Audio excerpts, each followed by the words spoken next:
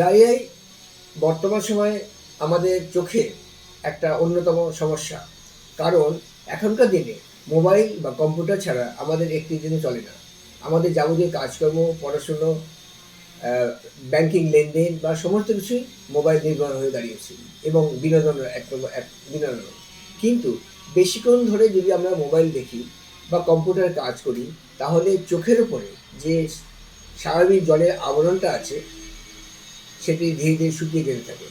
এই শুকিয়ে যাওয়ার ফলে চোখটি বেশিরভাগ সময় কড়কড় করে, লাল হয়ে যায় এবং দৃষ্টিটা ঝাপসা হয়ে যায়। একে বলা হয় dry eye syndrome. Dry eye সিনড্রোমের ক্ষেত্রে কিছু আই ড্রপ লাগাতে হবে চোখে, লুব্রিকেন্ট লাগাতে হবে যাতে করে চোখের মধ্যে জলটা প্রতিস্থাপিত হয় এবং সেই ড্রপগুলি কিন্তু দিনে ১ বার লাগালে হবে না, দিনে ৩ বার ৪ বার লাগালে বা যতক্ষণই সময় আমরা কম্পিউটারে কাজ করব, মোবাইলে কাজ করব, সেই অনুপাতে যতবার ড্রপ লাগানো যাবে লুব্রিকেন্ট, ততই ড্রাই আই থেকে আমরা সহজে মুক্তি পাবো।